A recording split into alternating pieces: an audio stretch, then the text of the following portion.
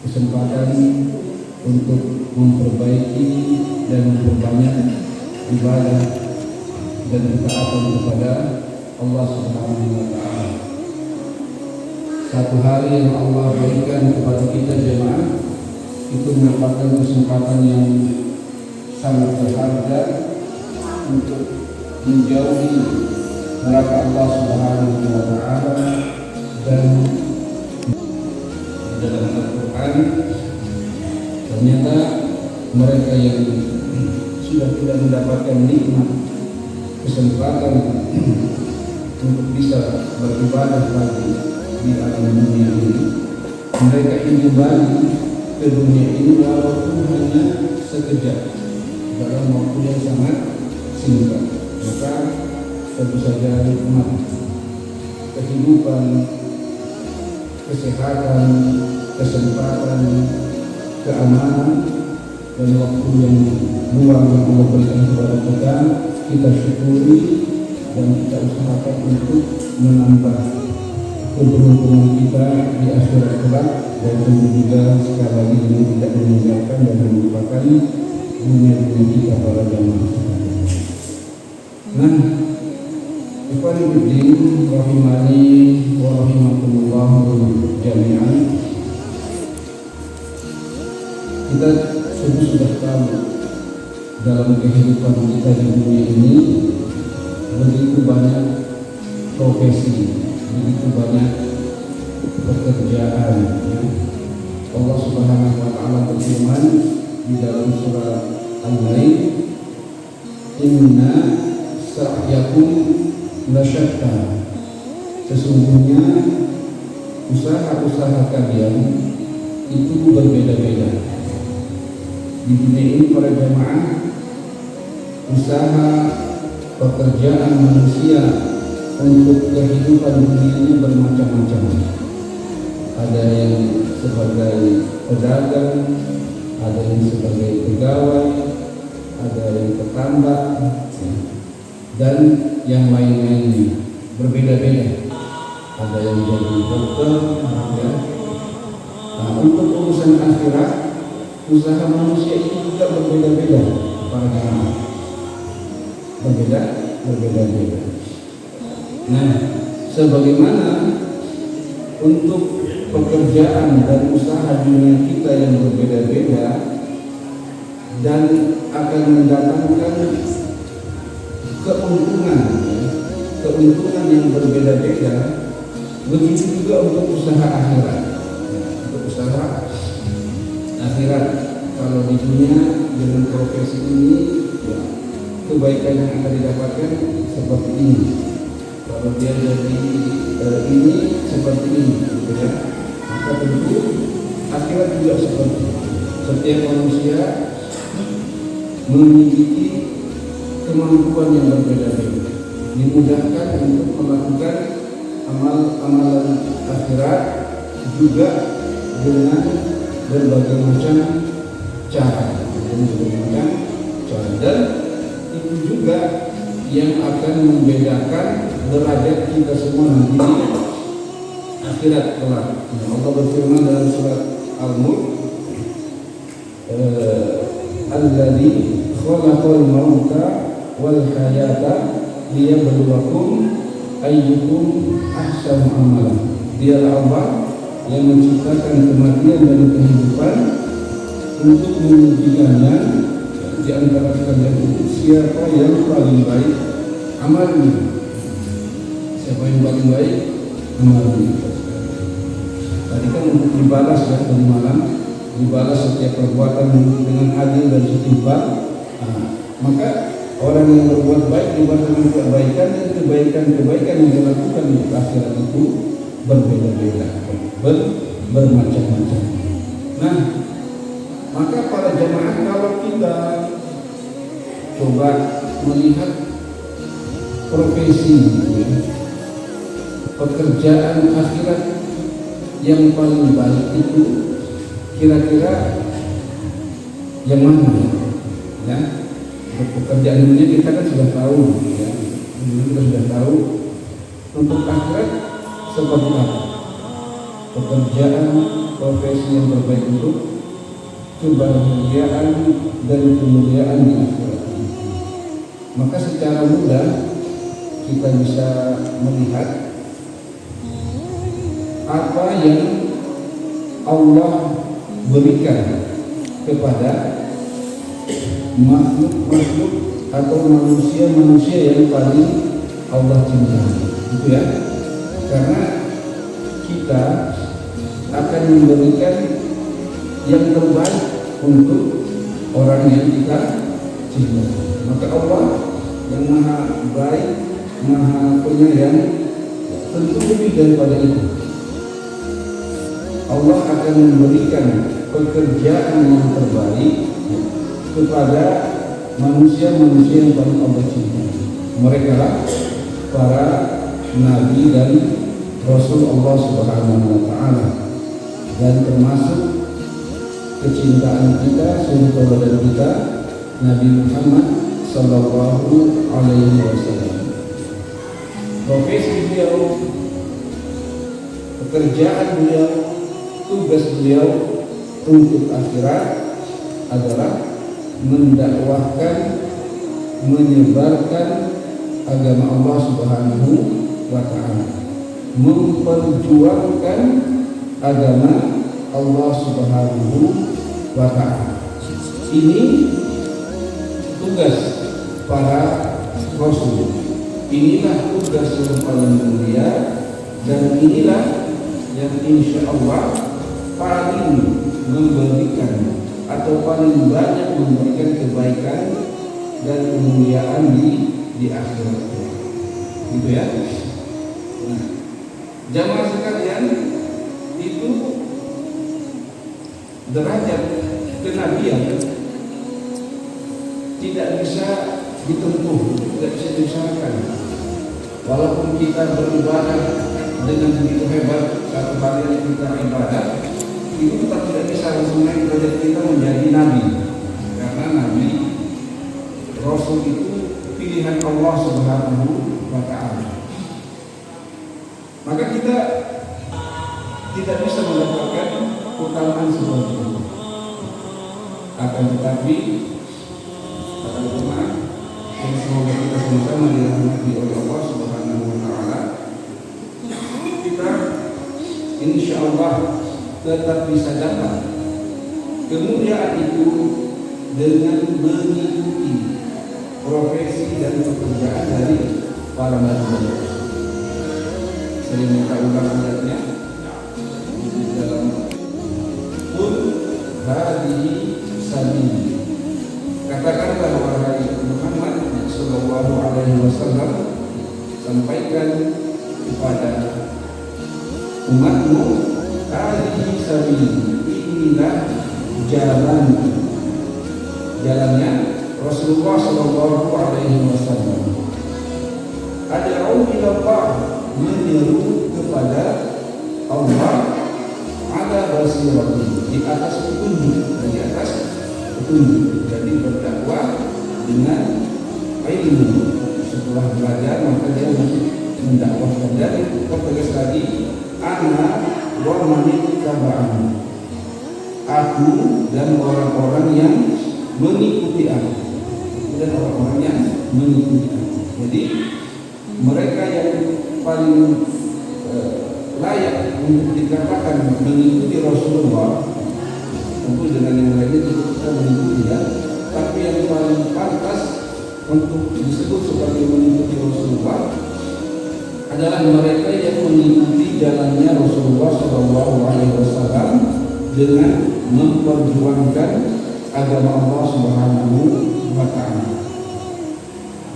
Di surat Al-Imran Allah berfirman, "Qul in kuntum tuhibbunallah," katakan, sampaikan wahai Muhammad sallallahu alaihi wasallam, kalau kamu mengaku mencintai Allah, fattabi'uni, maka ikutilah aku, kata Rasulullah.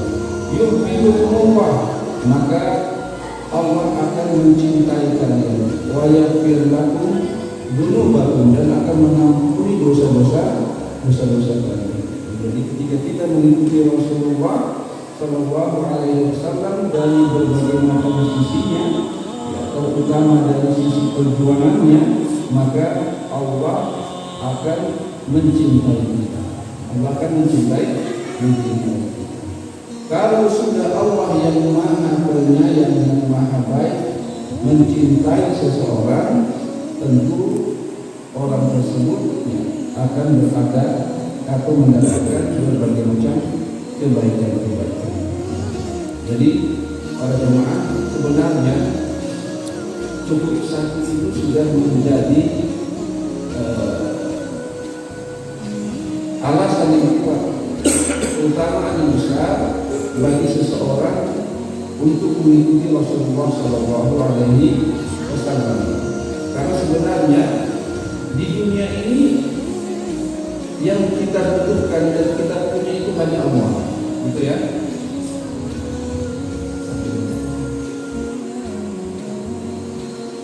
Tadi saya biasanya sama itu mau memperkeluar tenang. Jadi jangan sekadar kita di dunia ini hanya punya Allah Subhanahu wa Ta'ala, dan kita memang tidak ada pelarian selain dari Allah Subhanahu wa Ta'ala. Kita sudah sebutkan tadi malam bahwa dunia ini tempatnya masalah. Tidak akan ada orang yang lepas dari permasalahan itu, walaupun apa sebanyak apa yang jadi itu, kan? Nah, yang dapat menolong kita semua dari permasalahan dunia, dari tipuan dunia, kemudian dari keburukan-keburukan yang lainnya, hanya Allah Subhanahu wa Ta'ala. Disitulah makna ketika kita membaca di dalam surat Al-Fatihah, Iyyaka na'budu wa iyyaka nasta'in. Ini ayat yang sangat dalam. Iyyaka na'budu, hanya kepada Engkau ya Allah kami menyembah. Wa iyyaka nasta'in, dan hanya kepada Engkau ya Allah kami mohon pertolongan. Jadi sebenarnya kata-kata itu na'buduka, kami menyembah Engkau ya Allah. Wa nasta'inuka, dan kami meminta pertolongan kepada Engkau ya Allah. Tapi iyyaka na'budu, objeknya yang disembah itu didepankan, ya, ini maksudnya iyyaka, hanya Engkau lah ya yang kami sembah. Nah, maksudnya seharusnya na'buduka, na'budu, kami menyembah Engkau ya Allah, ya. Seharusnya seperti itu, tapi Allahnya dikasih dulu iyyaka na'budu. Ini kata para ulama sebagai pembatasan bahwa hanya Engkau yang kami sembah ya Allah, selain Engkau tidak ada yang kami sembah. Kemudian wa iyyaka nasta'in, dan hanya kepada Engkau kami mohon pertolongan. Itu juga pembatasan bahwa kami tidak meminta pertolongan kecuali kepada Engkau. Selain Engkau kami tidak mengharapkan pertolongan. Di sini ada pelajaran, dan banyak sekali pelajaran yang harus sekalian. Ya, kita lihat ada seorang ulama yang dia mengulang-ulang dalam suratnya iyyaka na'budu wa iyyaka nasta'in satu malam, ya, karena meresapi iyyaka na'budu wa iyyaka nasta'in. Ya, di sini pelajaran, di antara pelajaran singkat yang kita dapatkan, hanya kepada Engkau lah kami mohon pertolongan. Artinya selain dari Allah tidak akan datang pertolongan. Selain Allah akan mendapatkan pertolongan sebenarnya kalau Allah mau menolong kita. Jadi jemaah, kalau Allah ingin menolong seseorang, memberikan sesuatu kepada seseorang di muka bumi ini, itu dengan perantaraan. Walaupun juga terkadang, tapi jarang Allah langsung menolong hamba tersebut. Misalnya apa? Ini yang harus kita sadari, ya.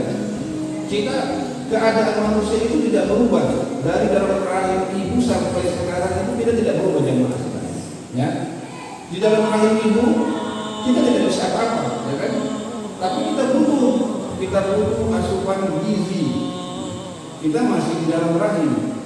Siapa Allah datangkan kebutuhan kita itu melalui perantaraan ibu kita. Ibu kita makan dari tali pusat itu masuk gizi-gizi itu kebutuhan kita ke dalam tubuh kita sehingga bisa berkembang dengan sempurna. Dia tidak melakukan apa-apa. Kemudian setelah lahir juga kita tidak bisa apa-apa, hanya bisa menangis. Tapi kita sudah punya juga kebutuhan. Kebutuhan kita itu Allah berikan kepada kita dengan perantaraan orang tua kita. Ada yang orang tua yang tidak ada dengan perantaraan kerabat. Ada yang kerabat yang tidak ada dengan perantaraan orang yang lainnya. Kan? Jadi kita hanya bisa menangis, tapi ternyata hidup juga karena Allah menjamin rezeki kita. Ya, kebutuhan kita datang dengan perantaraan orang tua kita. Nah, begitu juga ketika kita remaja dan yang banyak keliru ketika dia sudah dewasa, ketika dia sudah bisa bekerja, ketika dia sudah bisa berusaha, dia berpikir bahwa kebutuhan dia itu karena pekerjaannya, bukan? Padahal kebutuhan yang kita dapatkan, ya, kita bisa memenuhi kebutuhan kita, kebutuhan anak kita, kebutuhan istri kita, itu Allah yang kasih dengan perantaraan pekerjaan kita. Karena sering juga kita dapat sesuatu di luar dari usaha kita, tiba-tiba ada seperti itu. Kadang-kadang juga kita sudah bekerja, tapi tidak dapat kalau Allah menahan. Ya, misalnya kalau petapa itu ya semua ada namanya gagal panen gitu kan. Ternyata dia sudah berusaha, tidak ada hasil seperti itu. Itu karena Allah masih tahan. Jadi keadaan kita itu tidak berubah jemaah. Dari kita dalam rahim ibu sampai sekarang itu kebutuhan kita itu Allah yang berikan. Allah yang berikan dengan perantaraan-nya, dengan perantaraan-nya. Makanya kita setelah kita menyadari ini, ya ini yang harus kita tanamkan dalam hati kita. Wa iyyaka nasta'in. Dan hanya kepada Engkau ya Allah kami meminta pertolongan. Karena sebenarnya pertolongan itu hanya datang dari Allah Subhanahu wa taala dengan pertolongan. Ya, maka orang-orang yang kaya meninggal bunuh diri itu kenapa? Kenapa hartanya tidak bisa bermanfaat? Karena Allah tidak mau memberikan pertolongan. Saya selalu ulang, seorang miliarder namanya Steve Biko jamaah, dia bunuh diri lompat dari apartemen miliknya dari lantai 27 karena stres, karena permasalahan yang dia dapatkan. Itu hartanya yang dia tinggalkan 8,2 triliun. Itu hartanya dia 8.200 miliar. Jadi hartanya 8.200 miliar. Banyak sekali hartanya, tapi tidak bisa memberi manfaat kepada dia. Karena apa? Allah yang tidak mau memberikan pertolongan. Wa iyyaka nasta'in. Jadi kita hanya punya Allah Subhanahu wa ta'ala di dunia. Kalau kita mengetahui ini, maka ini akan memperkuat kita dalam melakukan ketaatan kepada Allah. Karena penolong kita hanya Allah. Dan kenapa didahulukan peribadatan hanya kepada Engkau kami menyembah dan hanya kepada Engkau kami pertolongan? Ya, kata para ulama, karena menyembah beribadah kepada Allah sebagai wasilah untuk meminta pertolongan kepada Allah Subhanahu wa taala. Artinya apa?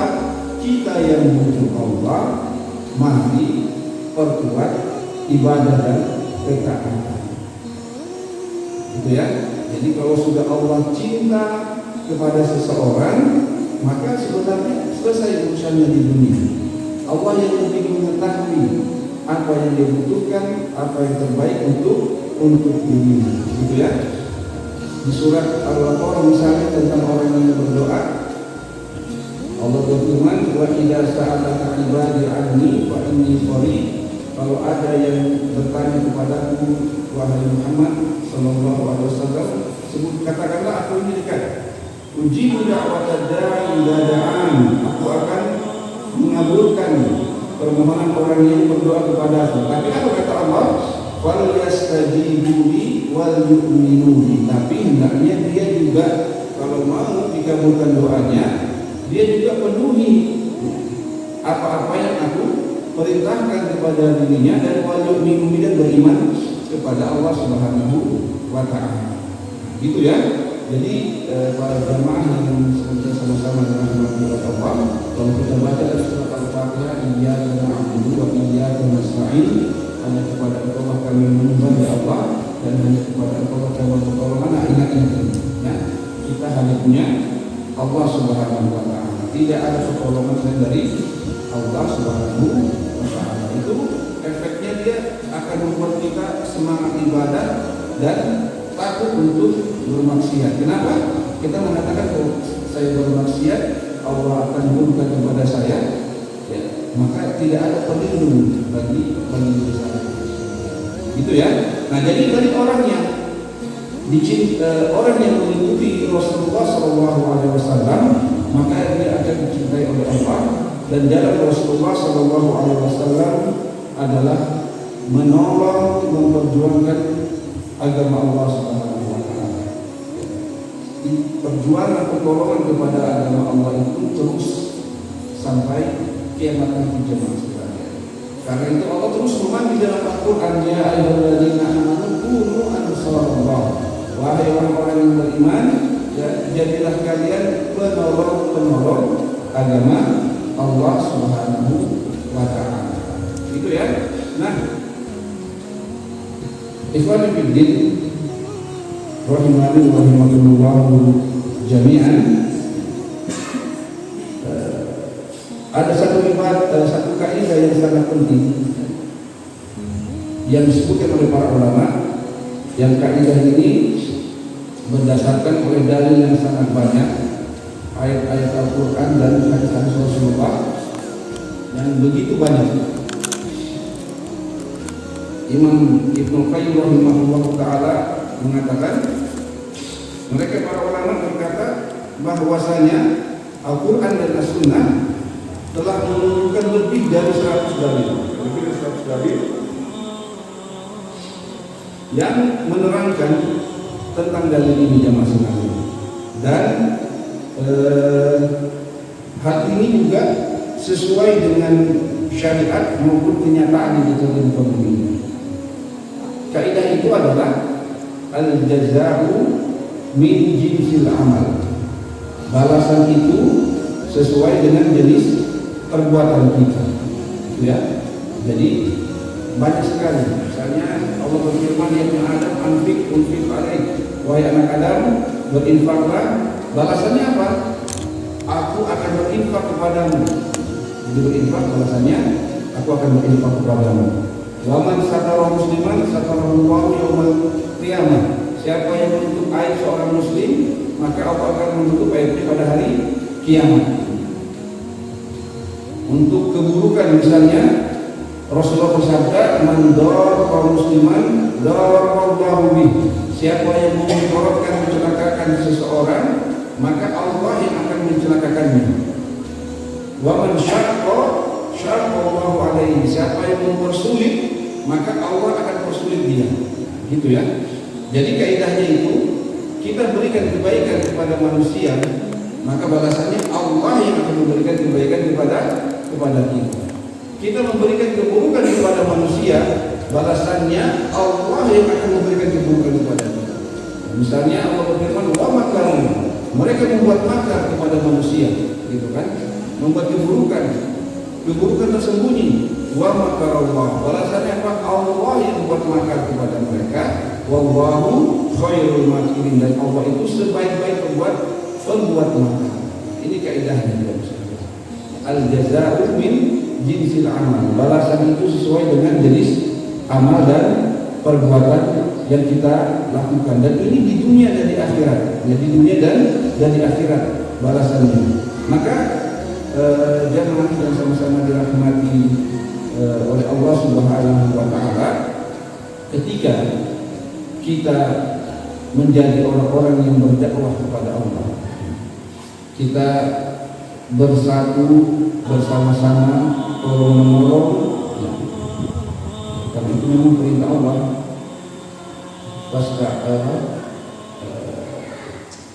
Wa ta'awanu 'alal birri wat taqwa, tolong-menolong dalam kebaikan dan ketakwaan. Kita tolong-menolong dalam kebaikan. Para rasul dengan mukjizatnya, mereka tetap tolong-menolong dalam mendakwahkan agama Allah. Karena mendakwahkan agama Allah ini urusan yang besar.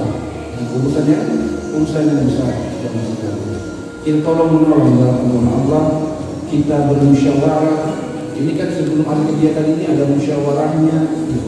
Kita berusaha mengambil keputusan yang terbaik, memilih keputusan yang terbaik. Kita tolong-menolong menyalurkan potensinya. Tadi malam yang bagian bakar-bakar ada, yang bagian depan laptop ada, yang bagian menyiapkan ini ada, itu semua tolong-menolong. Kalau Ustaz Hadiah saya semua yang berusaha begitu setengah mati beliau kesana kemari. Tapi kita tolong-menolong dalam kebaikan. Ketika kita tolong-menolong saling menguatkan seperti itu, maka kita semua akan mendapatkan kebaikan. Dan itulah perumpamaan orang beriman. Dikatakan kalbunyan, seperti bangunan. Setiap kita memiliki kemampuan, keahlian yang berbeda-beda. Ketika keahlian yang berbeda-beda itu digabungkan, maka akan menjadi sesuatu yang sangat baik pada masjid. Misalnya masjid kita ini, kalau fondasinya ini tidak bagus, masjidnya roboh, ya kan? Yang paling penting itu bagaimana lihat fondasinya. Kalau fondasinya kuat, bangunannya akan kuat. Tapi kalau cuma fondasi saja, ya tidak apa-apa juga. Bukan cuma fondasi, ya. Mungkin anak-anak main bola aja di atasnya seperti itu. Oke, ada fondasi, ada tiang. Ya kalau cuma fondasi dan tiang juga belum bisa memberikan manfaat yang baik. Baik, kalau begitu kasih atap supaya tidak panas. Fondasi, tiang, atap, tapi dingin juga kalau hujan. Ada gitu kan, masih kena dari luar. Oh ya, kasih dinding. Dinding pun tidak ada pintunya, mau masuk dari mana? Gitu. Ya, oh ada pintu, tapi masih panas. Oh, dibuatlah jendela. Setelah jendela ada kipas anginnya. Bahkan pintu itu jemaah itu bisa buka tutup dan berfungsi itu gabungan dari beberapa bagian yang penting. Ada apa? Engselnya ya. Apa lagi yang gredel, posisi itu gredel bahasa ya. Gredel, engsel, kunci yang bergabung semua, jadi barulah pintunya bisa berfungsi dengan baik. Maka orang beriman begitu juga. Untuk dakwah ada yang bagian penyampaiannya, ada yang penyiapan ininya, ada yang memikirkan ke depannya kita mau kerja apa, ada yang itu tolong menolong dalam kebaikan. Ya, ketika kita tolong menolong dalam hal itu, kita sudah mengikuti jejak profesi manusia yang terbaik dan mendapatkan pekerjaan yang terbaik untuk akhirat kita. Umar bin Khattab pernah menyatakan dengan sangat bangga, Rasulullah dan Abu Bakar pernah bermusyawarah, berdialog, membicarakan urusan umat satu malam. Kata beliau, kata Umar, dan aku bersama mereka berdua. Artinya tiga manusia terbaik ini satu malam itu bermusyawarah untuk urusan agama para jemaah sekalian, ya, seperti itu. Nah, ketika kita melakukan itu berarti kita akan mendapatkan pahala yang sama, insyaallah. Ya, nah, di sini saya cuma sebutkan ya secara cepat ya seperti itu keutamaan dari Al-Qur'an. Ketika Allah berfirman, "Hada basairu linnas wa hudan wa rahmatun liqaumin yuqinun." Al-Quran adalah pedoman bagi manusia, petunjuk dan rahmat bagi kaum yang meyakini. Syekh Sa'di mengatakan, "Hada Al-Quran Al-Karim wa dzikrul hakim basairun linnas. Al-Qur'an yang mulia dan peringatan yang bijak ini adalah pedoman bagi manusia yang bihi at-tabsiratu fi jami'i al-umur linnas. Dengan Al-Qur'an ini manusia akan mendapatkan petunjuk dari berbagai macam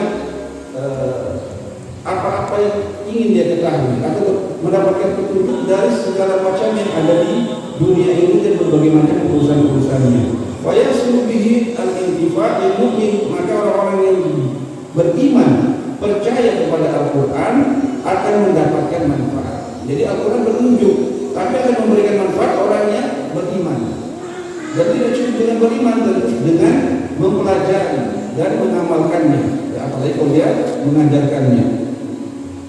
Setelah itu beliau mengatakan fayahtadu bihi ila siratal mustaqim, maka setelah dia beriman berpegang teguh dengan Al-Qur'an, dia akan mendapatkan petunjuk di jalan yang lurus fi usuliddin wa furu'ihi, di dalam masalah-masalah pokok agama dan cabang-cabangnya, wa yasulu bihi al-khair wa surur wa sa'adah fi dunya wal akhirah wa hiya ar-rahmah. Dan dengan Al-Qur'an ini orang-orang yang beriman dengannya akan mendapatkan kebaikan, mendapatkan kebahagiaan di dunia dan akhirat. Inilah yang dimaksudkan Al-Quran itu adalah kasih sayang dari Allah.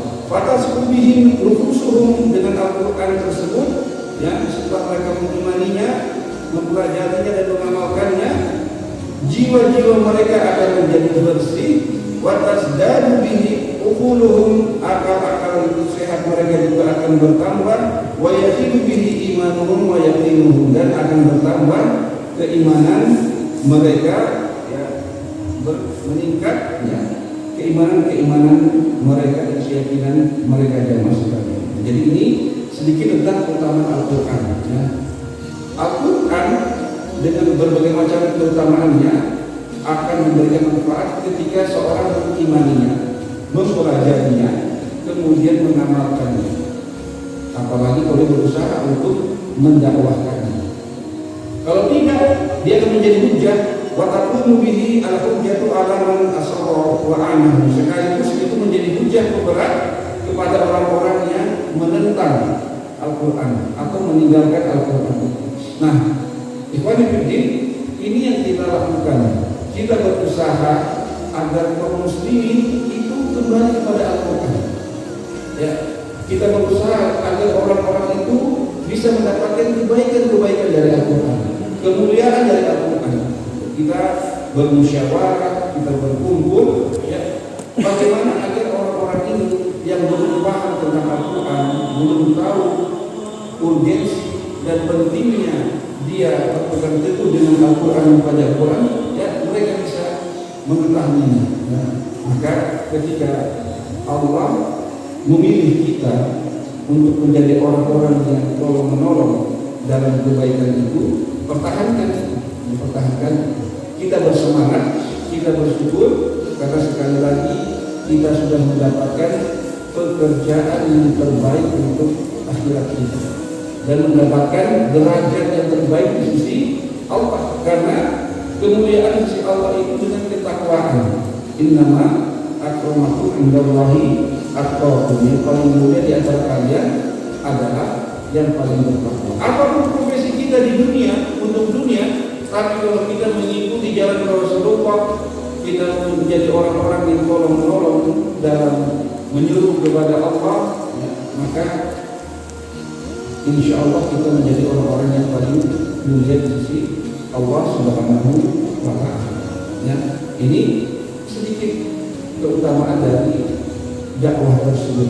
Ya, dan tentu lagi kita sudah sebutkan, ketika kita berusaha menjadikan manusia itu mendapatkan manfaat dari Al-Quran, kita mencoba memberikan kebaikan kepada manusia dengan kaidah tadi al-jazaa min jinsil amal, maka Allah yang akan tolong kita. Kita berusaha menjadikan manusia itu mendapatkan keutamaan Al-Quran, balasannya Allah yang tolong kita untuk mendapatkan keutamaan dari Al-Quran. Ini, ya, yang kita harapkan dan kita inginkan. Allah yang Maha Berkuasa atas segala sesuatu. Ketika Allah ingin menolong kita, maka tidak ada yang bisa menghalangi. Intan surah yansurkum, kalau kamu tolong agama Allah, yansurkum, bahasanya sama, Allah akan menolong kalian. Ya, jadi mungkin ini yang bisa sedikit kami sampaikan, penguatan untuk diri saya dan kepada kita semua, agar kita bisa terus bersemangat menjadi orang-orang yang berusaha mendakwahkan agama Allah Subhanahu wa taala, tolong menolong dalam pekerjaan atau jalan Rasulullah Shallallahu alaihi wasallam ini yang berbagai macam keutamaan sedikit yang disebutkan tadi. Semoga Allah Subhanahu wa taala mengistiqomahkan kita di atas kebaikan, mengampuni dosa-dosa kita semua, mensucikan kita, dan semoga Allah mengampuni dalam kekurangan dan kesalahan-kesalahan yang mungkin tersampaikan dalam penyampaian ini, dan kita menutup majelis kita dengan beristighfar kepada Allah dan membaca doa kafaratul majelis. Subhanallahumma wa bihamdihi, asyhadu an la ilaha illa anta, astaghfiruka wa atubu ilaik. Assalamualaikum warahmatullahi wabarakatuh.